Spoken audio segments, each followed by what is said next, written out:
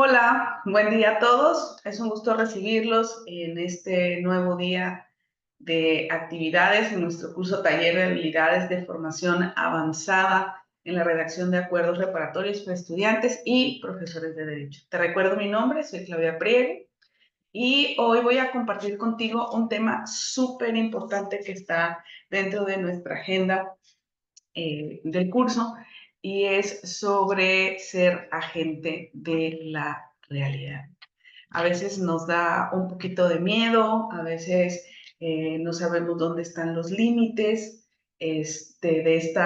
para llevar a cabo esta herramienta, esta técnica en la mediación, ¿sí? Y no es que te vaya yo a dar límites súper claros, pero sí te voy a dar pautas que te van a ayudar a que la desarrolles con un poco más de confianza, con un poco más de entendimiento y que sepas cuál es el momento adecuado para que tú te plantees usar la herramienta de agentes de la realidad.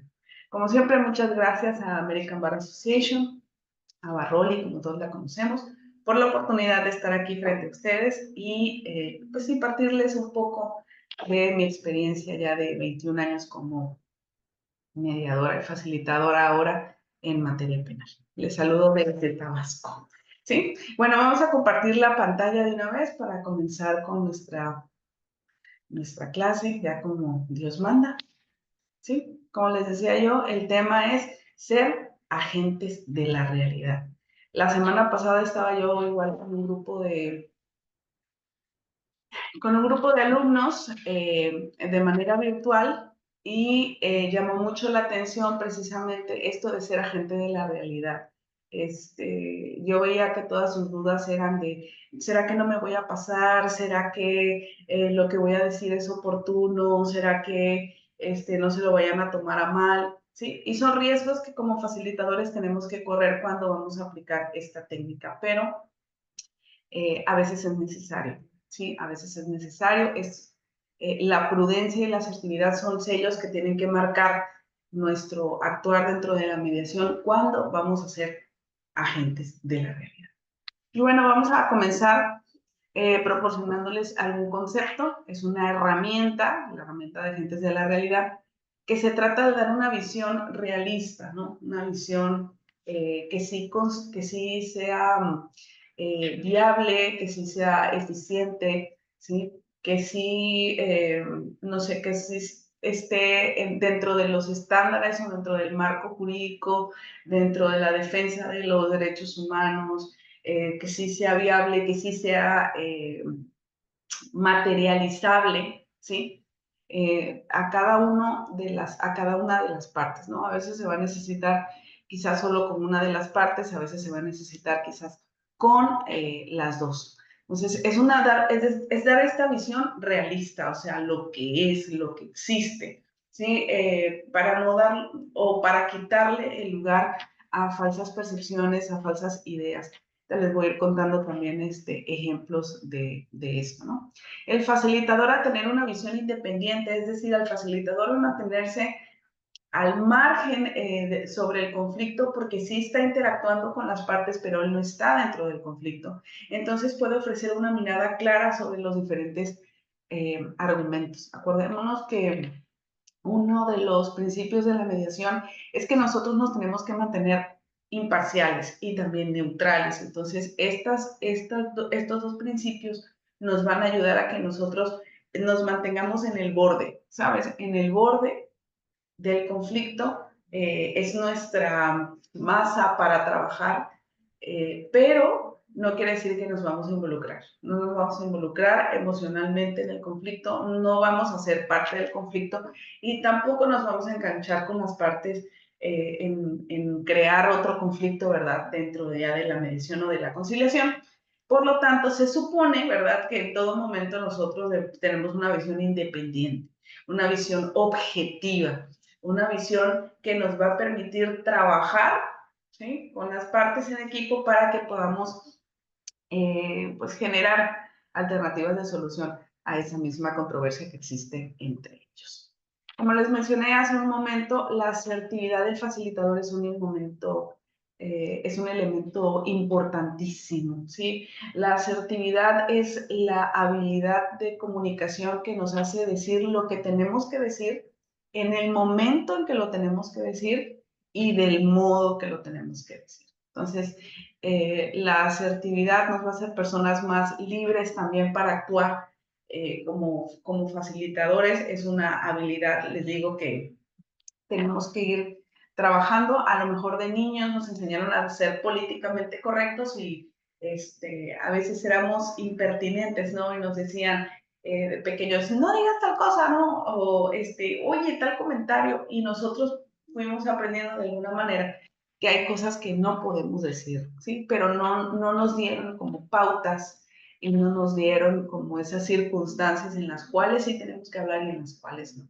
Entonces, si nosotros no tenemos esa habilidad por nuestra formación, por nuestros antecedentes, porque nuestra familia no es así, es una habilidad en la que tenemos que trabajar, ¿sí?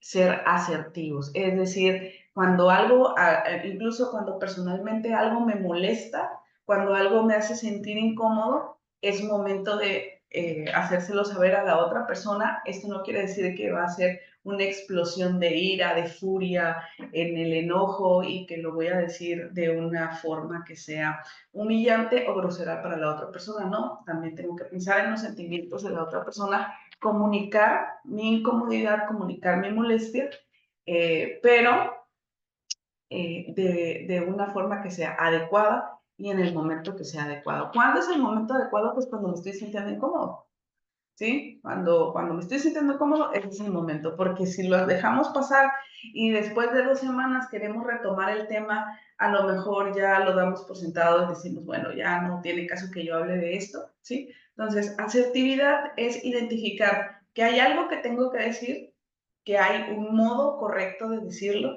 y que hay un tiempo para hacerlo. Entonces, ser agente de la realidad exige que yo identifique, ¿sí?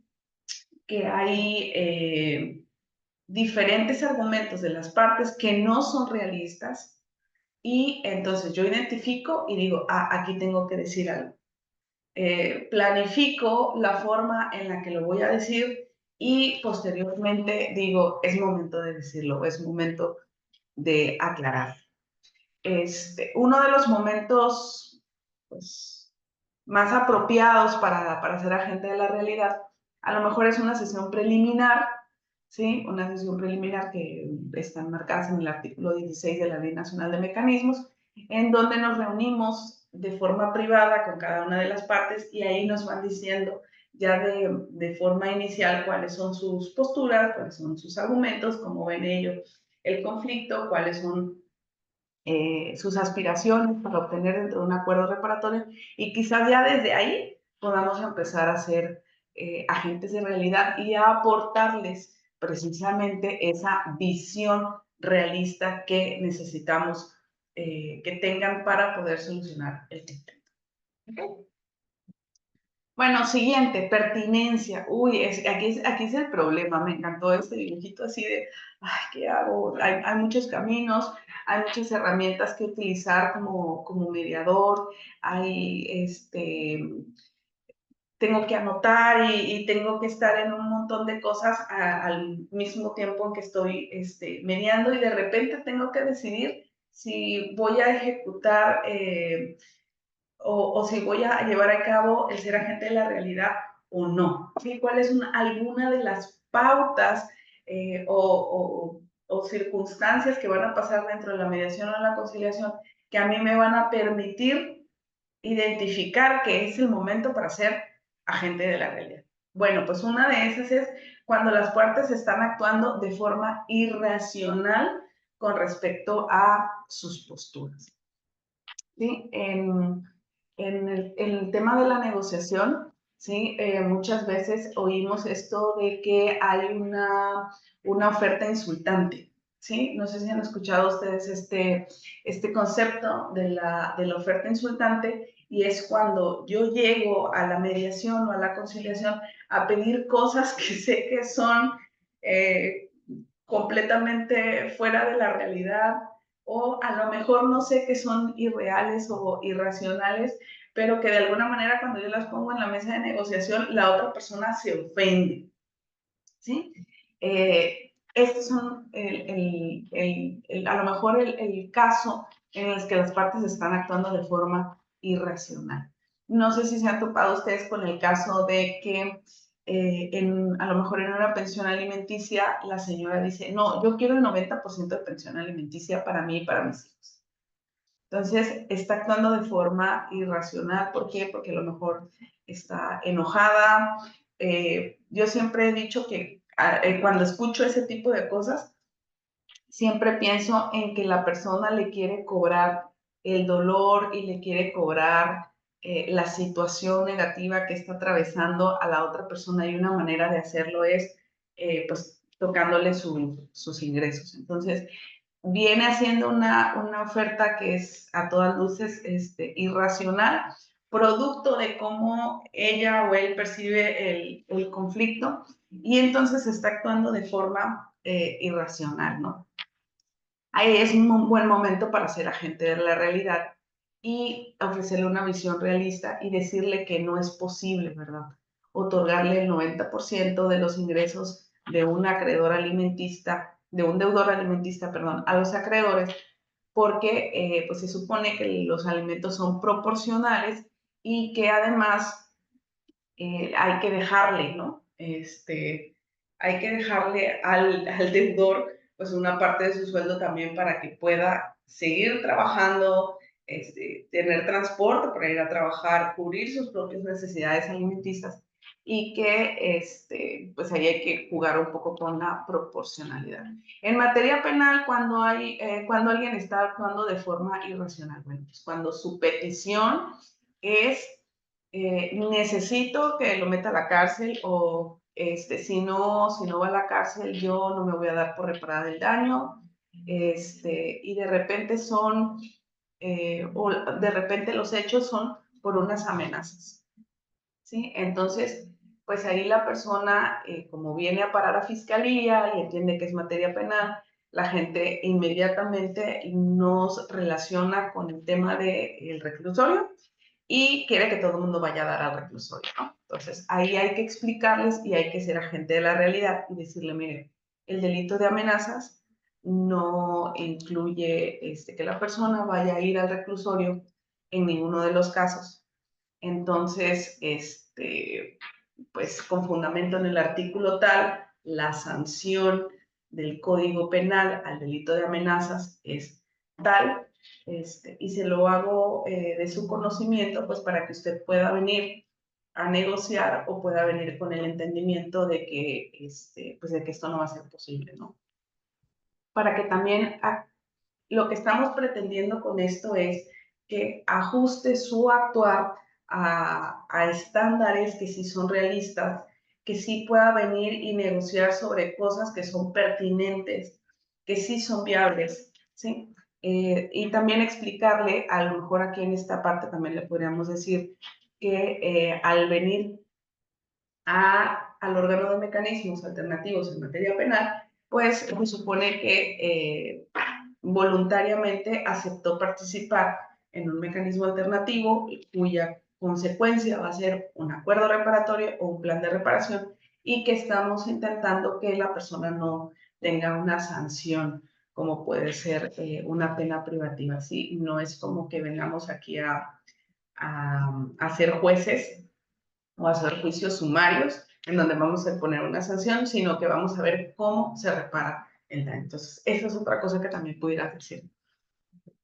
La pertinencia también, bueno, ¿cuándo es pertinente? Cuando la interpretación de los hechos es diferente en cada una de las partes, ¿sí? Cuando estamos viendo cosas diferentes, ¿sí? A lo mejor fueron igual unas amenazas y, pues no sé, a lo mejor ahí en las amenazas, pues no sé qué pudo haber pasado, a lo mejor empezaron una riña y hubo algunas lesiones, ¿sí? Y las personas empiezan o a querer, ¿no? A querer que esos hechos se clasifiquen como un intento de homicidio, ¿no? Ahí también tenemos que ser muy claros en el tema de que, pues, por cómo me están platicando las cosas, creo que ambos o que todos podemos coincidir en que esto se dio dentro de este marco, ¿sí? Y que tendríamos que interpretarlo de alguna manera, pero no precisamente llevándolo a un extremo que ya es, pues que no da, pues, no da para ese extremo, ¿no? Les voy a poner el caso de una chica de 22 años que estaba estudiando y todavía vivía con sus papás. Y de repente se enamoró de otra chica y sus papás, pues obviamente, por su educación, sus valores, no aprobaban la relación con esa otra persona del sexo femenino y entonces la hija decidió irse de la casa, ¿no? El caso es que el día que se iba de la casa, pues sus papás llorando ahí en la puerta, la tomaron del brazo, ella ya iba saliendo con la maleta y entonces ella, se hace fuerza, ¿sí? Para soltarse de sus papás y sus papás la sueltan, ¿no? O sea, haciendo ya, ¿te quiere decir? Bueno, ya te soltamos, pero ella hizo un jalón y al momento de que sus papás la soltaron, pues esa misma fuerza hizo que ella, pues se cayera. Y de ahí le salieron algunos moretones. Entonces, ella estaba alegando violencia familiar. Este, incluso vino a denunciar a su abuelita, porque su abuelita también estaba ahí. Pero cuando ella contó el asunto, lo contó exactamente de la misma manera que se los estoy contando. Entonces o ella estaba intentando que los hechos se interpretaran pues, de una forma diferente, en la que no daba, pues, como para un tema de violencia, de violencia familiar. No era el caso, pues no, sus papás no la violentaron, no le pegaron, simplemente le están diciendo, hija, por favor, mira, no te vayas de la casa y tal. Y cuando ella hizo la fuerza para ya salir de la casa, pues sus papás la soltaron y ella se cayó.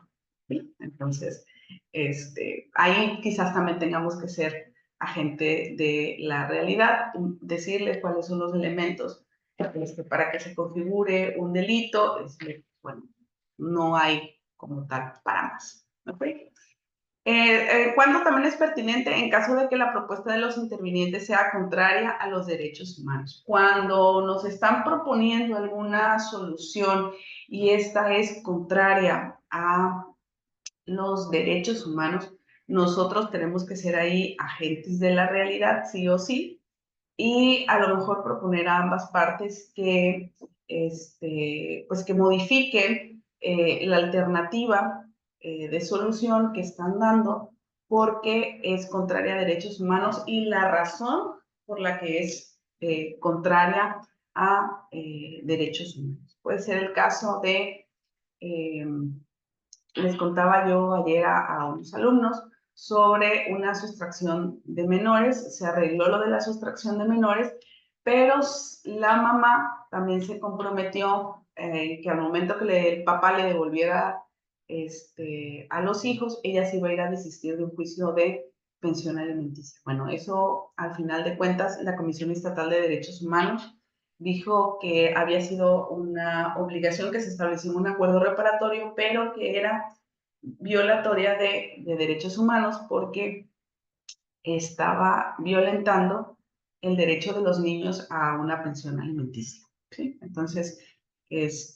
cuando nosotros oigamos una propuesta o sea puesta una propuesta en la mesa de negociación donde estamos mediando o conciliando y nosotros sepamos que es violatoria de derechos humanos, nosotros tenemos que ser agentes de la realidad y decir, mire, esto se lo explico, no es viable porque viola tal derecho humano y la consecuencia de eso sería que el acuerdo reparatorio en este sentido pudiera llegar a ser nulo. ¿Ok? Vamos a ser agentes de la realidad siempre que se exceda la materia penal, siempre. Es decir, nosotros tenemos que tener muy claro qué es lo que vamos a resolver en el acuerdo reparatorio o en el plan de reparación, si es suspensión condicional. y es precisamente la reparación del daño, ¿sí? Ya habiendo escuchado la clase de la reparación integral del daño en la plenaria, pues nos queda claro que hay aspectos, ¿no?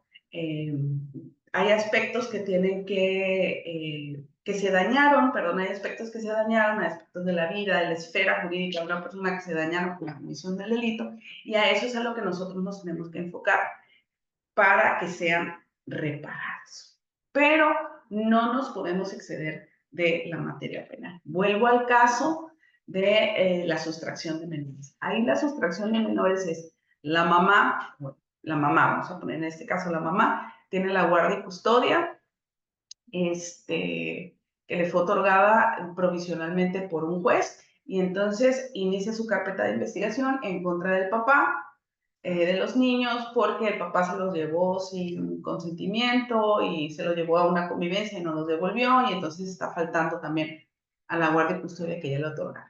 Le devuelven a los niños en una cláusula, dicen que se lo van a devolver en un par de días o así, y además, pues ya que estamos, aprovechamos para fijar la convivencia, ¿no? Lo que va a regir después de que le devuelvan a los niños y para el futuro. Bueno, eso excede la materia penal. Eso básicamente es competencia de un juez civil o familiar, según es el caso de tu estado. Esa es la competencia de un juez civil o familiar, que es quien tiene que determinar las convivencias o cómo se va a llevar a cabo o cómo se va a materializar el derecho humano que tienen los niños, niñas y adolescentes para convivir con cada uno de sus progenitores, madre o padre. Entonces, si nosotros estamos haciendo un acuerdo reparatorio o un plan de reparación y escuchamos que las personas dicen, oiga, mire, vamos a aprovechar ya que estamos llegando a acuerdos para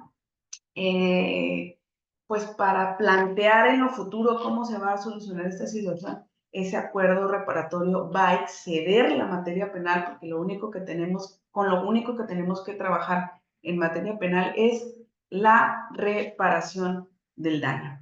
¿Ok? ¿Cuáles fueron los daños causados por el delito y cómo los vamos a reparar? ¿Cuándo vamos a ser agente de la realidad? Cuando se intente vulnerar un derecho de tercero. Es decir, alguien que no esté involucrado en la carpeta de investigación, alguien que no esté sentado en la mediación y en la conciliación, y de repente queremos incluirlo en el acuerdo y que de alguna manera esté obligado a algo para que se repare el daño. El caso, si yo no tuviera dinero, por ejemplo, para pagar algo que tengo que indemnizar y dijera, bueno, les voy a dar la camioneta de mi esposo en pago para que usted se dé por reparado. Sí, pero es que mi esposo no está en la carpeta de investigación y además pues la camioneta es de él. El derecho de propiedad de la camioneta es de él. Yo no soy titular de ese derecho.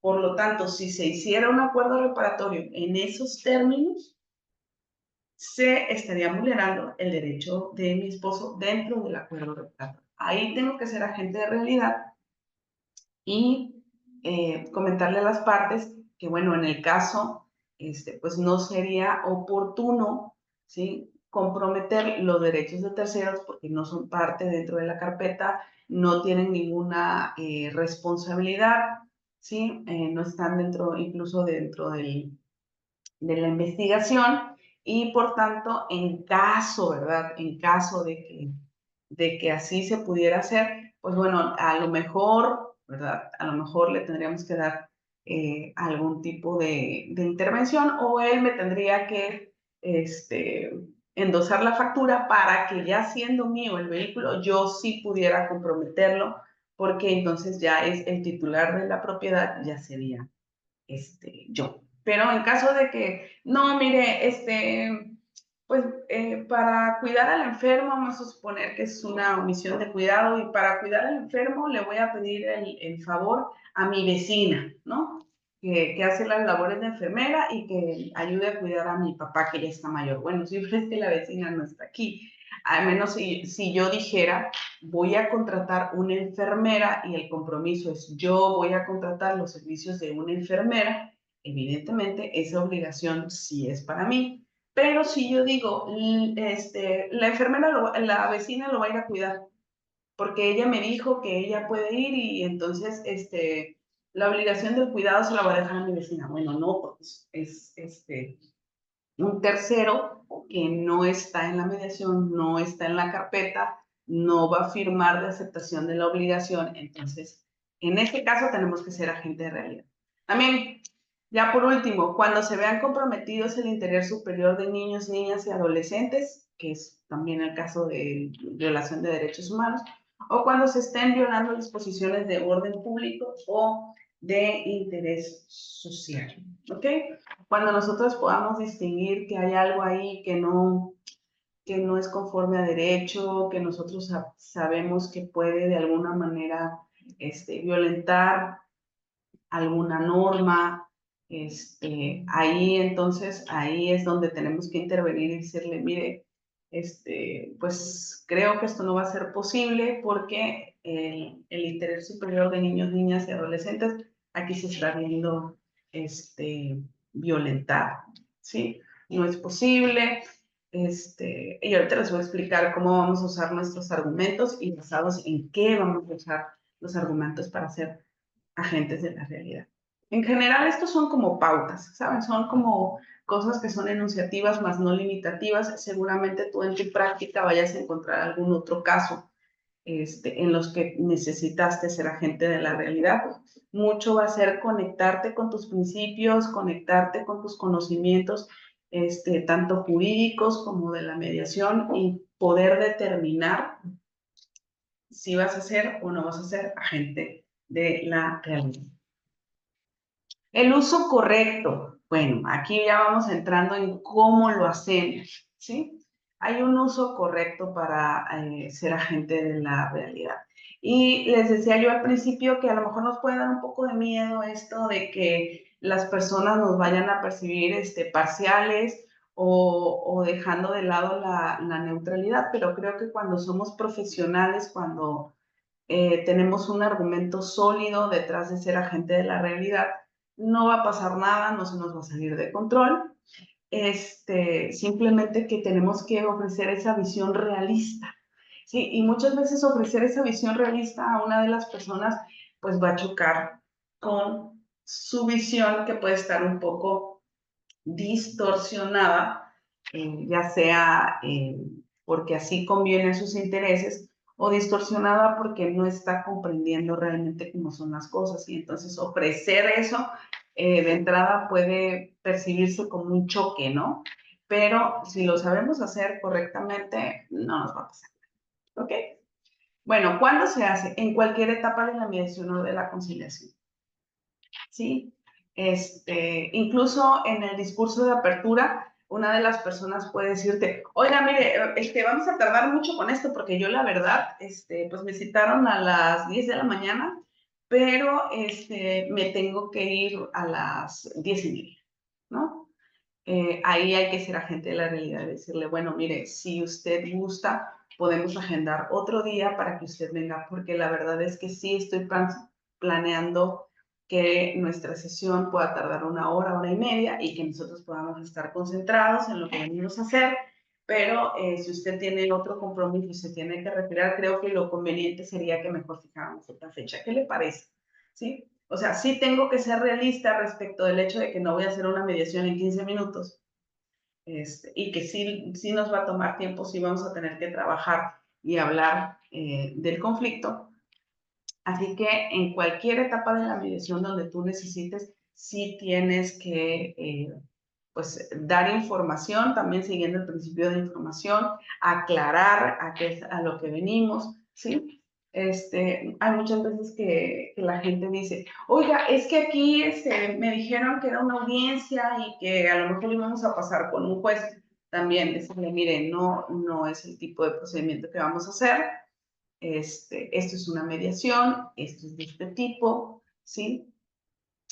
Si gusta, le puedo dar el acceso a un asesor o a un defensor, según sea el caso, para que usted pueda recibir todavía un poquito más de información en caso de que lo que yo le esté dando no le sea suficiente, ¿sí? Pero aquí no va a haber un juez. Mire, yo no soy un juez.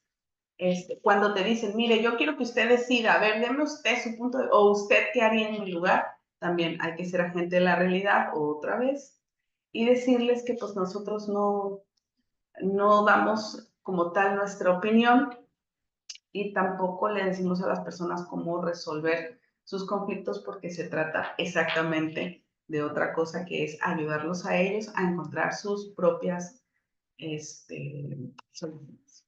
¿Ok? Cuando es una de las partes, la que tiene una postura irracional, la que está haciendo una propuesta insultante a la otra parte y queremos solamente a ella darles esta visión realista, entonces podemos usar las sesiones privadas.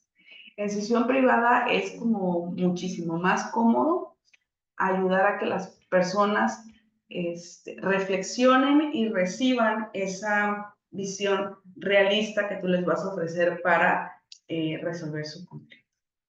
Sí, entonces, tienes que plantearte también eso. Si las dos partes son quienes están proponiendo, por ejemplo, algo que vulnera los derechos de niños, niñas y adolescentes, bueno, entonces sí, en una reunión conjunta se los aclaro a las dos y les digo, mire, esta propuesta que están haciendo no es viable, por tanto.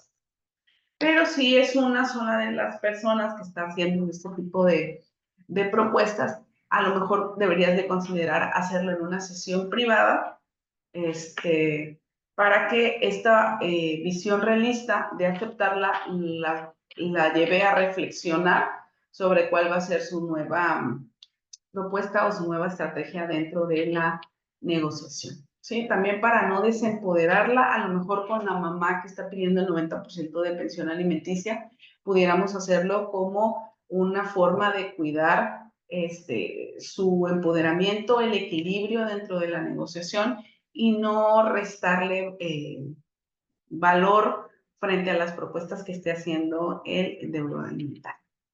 ¿Ok? ¿Cómo se usa? Solo con el objeto de movilizar al interviniente a una visión realista. Es decir, aquí tienes que tener a las cosas bien claras, porque lo vas a llevar a esta visión realista que te está ofreciendo la jurisprudencia, la ley, la costumbre, no sé, el modelo de gestión del órgano especializado, no tus soluciones para ese problema. Cuando estamos comenzando a mediar es muy probable que cuando nos cuenten sobre el conflicto y nosotros ya lo hayamos analizado un poco, nuestro cerebro bote una solución, ¿sí? Pero no se trata de nosotros empezar a manipular a la gente o empezarlas a llevar precisamente a que les caiga esa misma solución que tú ya tienes en mente, sino que les vas a proporcionar una visión realista del conflicto o de las propuestas que están haciendo, para que ellos encuentren la solución que tengan que encontrar por ellos mismos, ¿sí? Entonces, ojo ahí con vernos en la tentación de, quizás si le pregunto esto, a lo mejor le caiga el 20 y ya pueda decidir. Esa decisión, ¿sí? Esa decisión es tuya, no es de ellos. Entonces, el ser agente de realidad es precisamente para darles una visión realista y no para llevarlos al lugar donde tú quieres. ¿Okay? Hacerlo siempre desde un criterio objetivo. Esto es muy importante. ¿Cómo sé que no los voy a llevar en una manipulación a que hagan lo que yo quiero? Pues porque voy a encontrar un criterio objetivo que me va a servir como de marco para decirles, mire, esto es lo que es.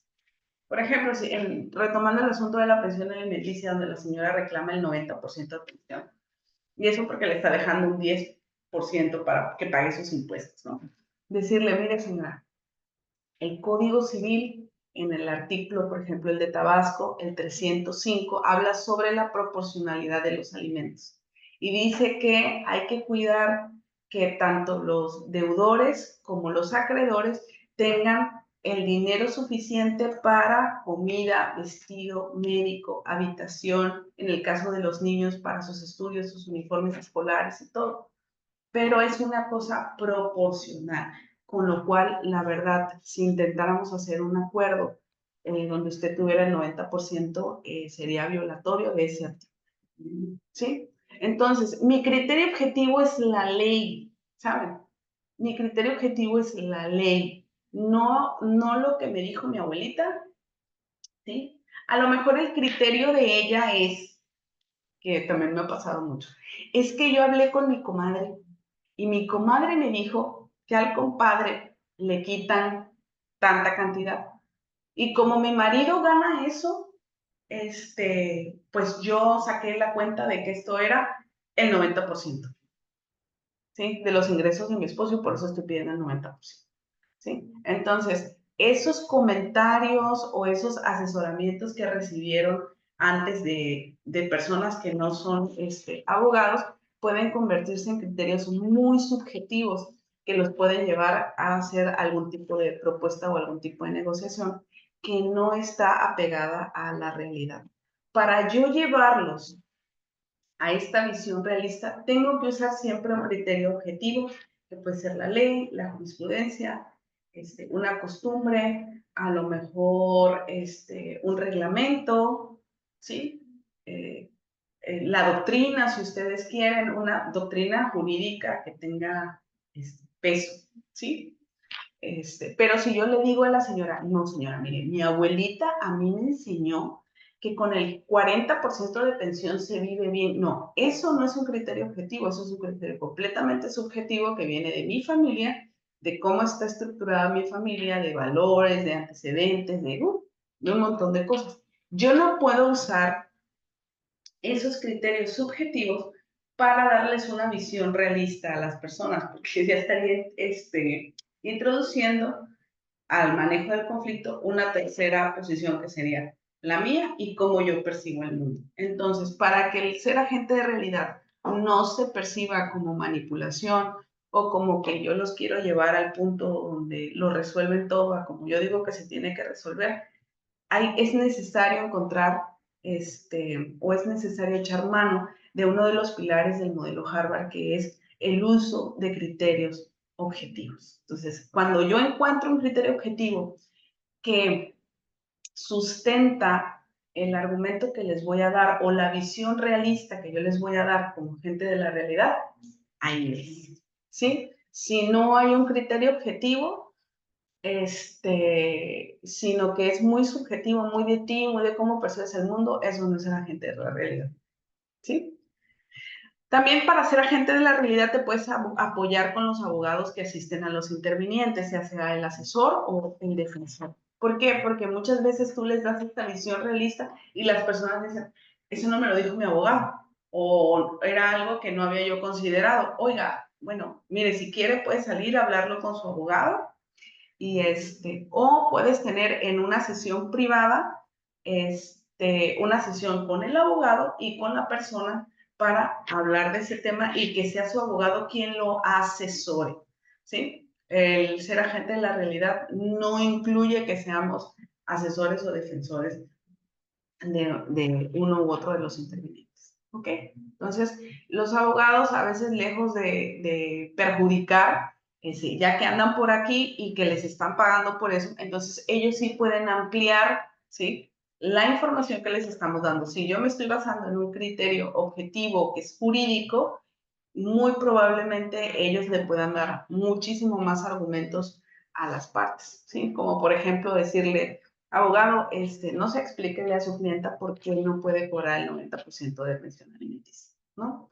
O cuántos casos ha tenido usted en los que cobre el 90% de pensión alimenticia a la señora y a lo mejor en un punto le vaya a decir, no, pues no ha tenido ningún caso porque la ley dice que, y entonces ya la señora dice, bueno, pues si quien me viene asesorando jurídicamente me lo está diciendo, voy a aceptar la visión realista, ¿sí? No es discutir con los abogados, no, es apoyarlos en ellos para que nos amplíen el panorama precisamente de esta visión realista. Ok, la diferencia con la parcialidad. una de las diferencias es que ser agente de la realidad es uno de los roles del facilitador, mientras que ser parcial, no. ¿Cómo soy parcial? Cuando ofrezco asesoría, cuando ofrezco una visión subjetiva, que no realista, de un problema, y eso me invita o me sugiere que yo me estoy saliendo de las funciones que sí tengo que hacer como facilitador. La diferencia con la parcialidad, la segunda, es que el facilitador, siendo agente de la realidad, asume un riesgo frente a ambos intervinientes, a diferencia de que en la parcialidad solo se dirige a ayudar a alguno de ellos, ¿sí? Puede ser que yo, con tal de ayudar a esta mujer que está negociando mal la pensión alimenticia, pues le dé una asesoría o haga cosas o diga para proteger más sus derechos y pierdo completamente la imparcialidad. En cambio, ser agente de la realidad es ofrecerle una visión realista fundada en un criterio objetivo, ¿sí?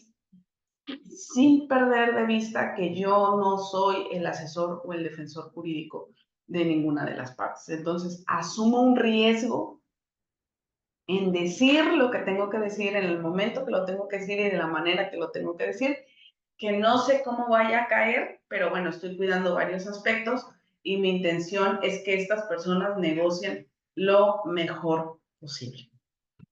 A mí siempre me gusta hablar del caso de una mujer que se estaba divorciando y que no traía abogado en esa ocasión. Era una conciliación en materia familiar que yo llevé, y entonces ella entendía que ir a conciliar era ir a ponerle piedritas, ¿saben?, en el camino a la negociación.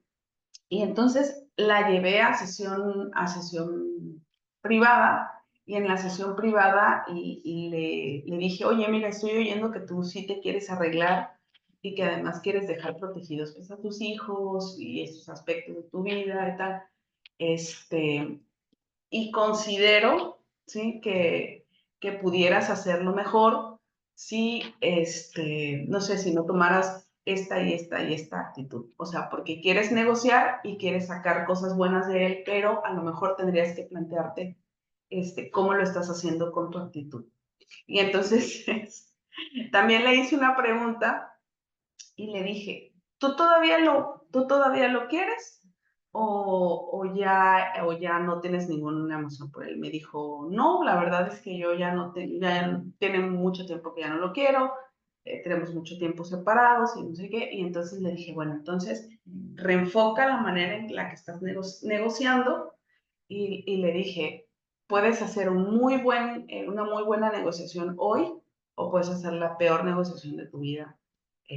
Y ese fue como, sí es cierto, o sea, lo que estoy haciendo no pega con lo que quiero, no va a ser la manera en la que yo voy a conseguir lo que quiero, ¿sí? Entonces, ese ser agente de la realidad, decirle, mira, de manera realista, pues en lo que yo veo es que lo que tú quieres no lo vas a conseguir con lo que estás haciendo.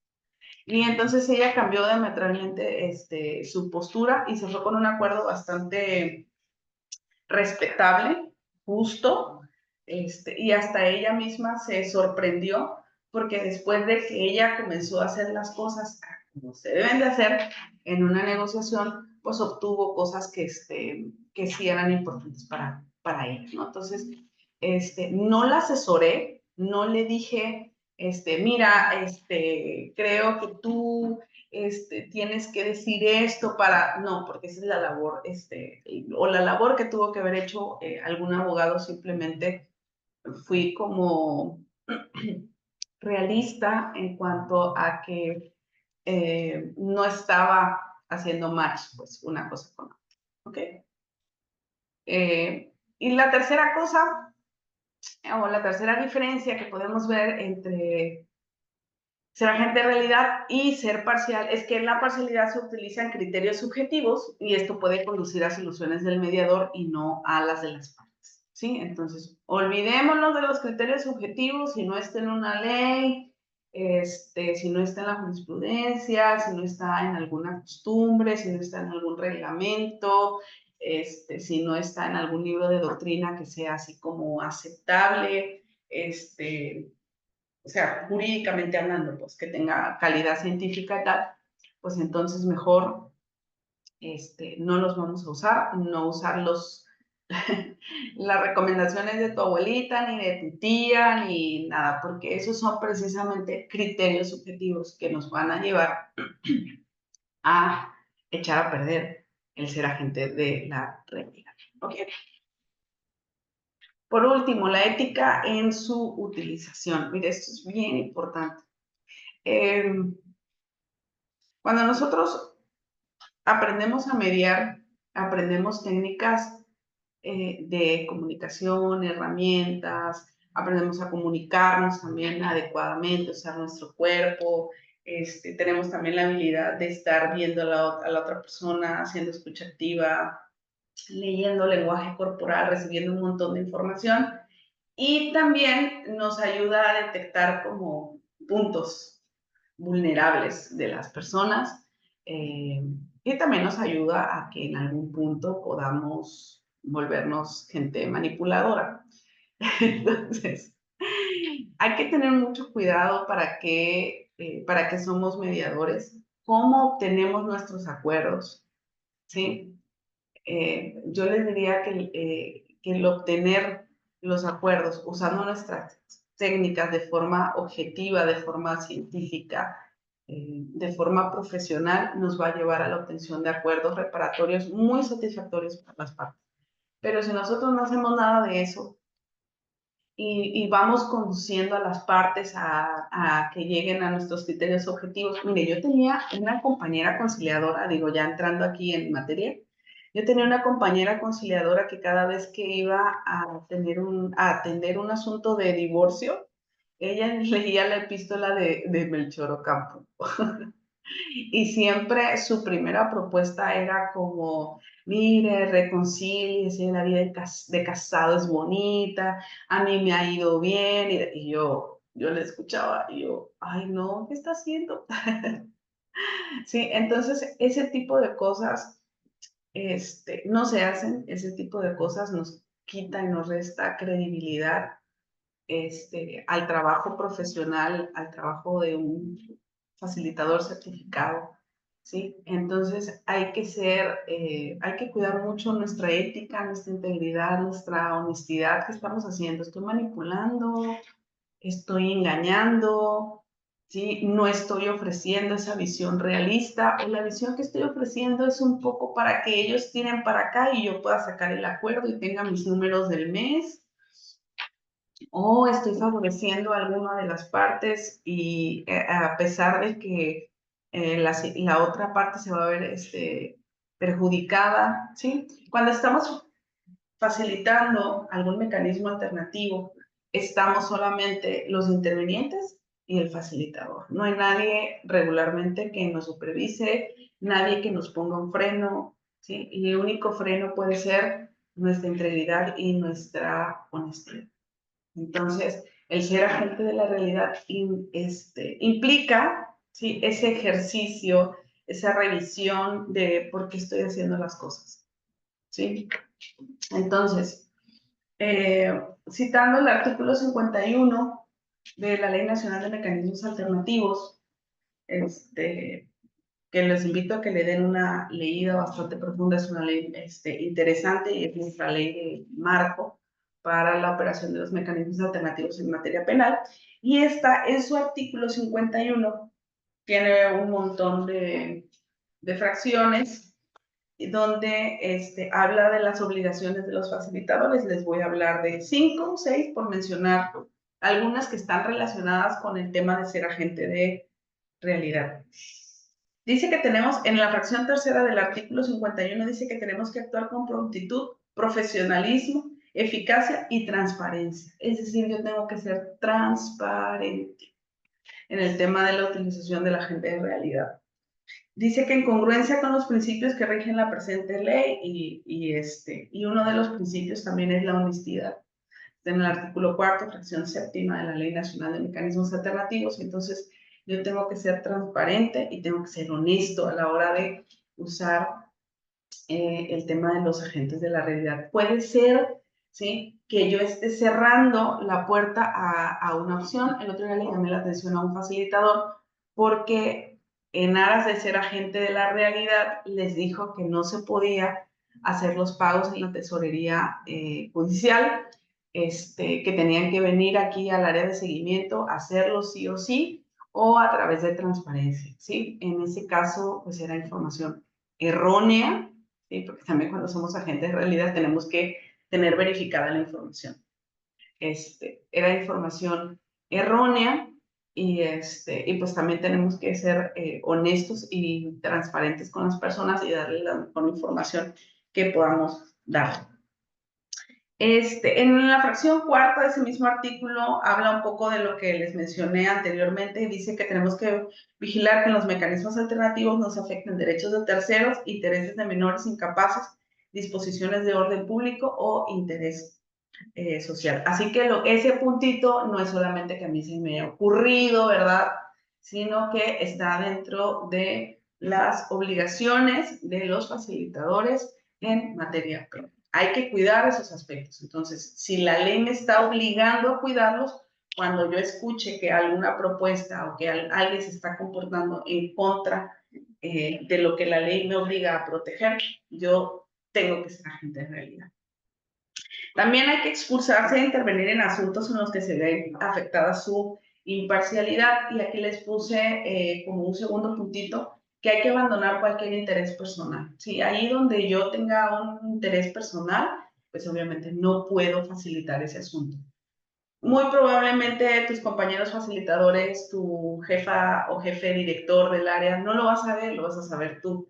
Entonces, en un ejercicio de ética, si tú tienes algún interés personal en ese asunto, deberías de dejarlo, porque entonces la visión realista que exige ser agente de realidad no la vas a poder utilizar. ¿Ok? Fracción décima dice que tengo que mantener el buen desarrollo de los mecanismos y solicitar respeto a los intervinientes. Bueno, un acto, ¿sí?, que yo puedo ejercer para mantener el buen desarrollo de los mecanismos es ser agente de la realidad. Precisamente ser agente de la realidad. También debo de asegurarme que los acuerdos a los que lleguen los intervinientes sean apegados a la legalidad. Por eso es que les decía yo que sí, están violando derechos humanos, están afectando intereses de terceros, de niños, niñas y adolescentes, pues eso no está apegado a la legalidad y se pueda caer mi acuerdo reparatorio. También, ya por último, me tengo que abstener de coaccionar a los intervinientes, ¿sí?, para acudir, permanecer o retirarse del mecanismo alternativo. Si no se usa correctamente la herramienta de agente de la realidad, puedo llegar a caer en la coacción. Entonces, les repito, ustedes van a estar solos en una sesión conjunta con los intervinientes, solos como facilitadores. Entonces, corresponde a ustedes checar su ética, ¿sí?, revisarse, ¿sí?, y asegurarse de que la finalidad sea ayudar a que la negociación sea efectiva y honesta. Ahí solamente ustedes pueden decidir su actuar. En algún momento a lo mejor alguien entrará a evaluarte y en aras de la supervisión te hará algún tipo de comentarios, pero seguramente en esos no vas a hacer cosas que tú entiendes que están mal. ¿Okay? Entonces, esto es como todo por cuanto hace al tema de ser agente de la realidad. Espero que te sirva pues como de marco, ¿verdad?, para aprender la ejecución de la herramienta, para decidir cuándo sí voy a usarla y para tener mayor conocimiento sobre cuáles pueden ser estos criterios objetivos. El modelo Harvard nos dice que son uno de los pilares para poder actuar dentro de una mediación o dentro de una conciliación. Y hasta aquí te doy las gracias por permanecer en esta clase. Espero te ayude mucho para tu práctica y para el mejor desarrollo de este curso. Te recuerdo mi nombre, soy Claudia Priego y te mando un fuerte abrazo. Hasta luego. Gracias.